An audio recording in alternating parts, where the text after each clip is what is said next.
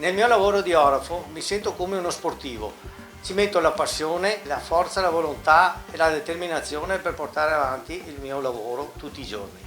Ogni giorno, come nello sport, il mio lavoro è una competizione. Le Olimpiadi invernali 2026 saranno un evento straordinario sia per il territorio e sia per le nostre piccole imprese artigiane.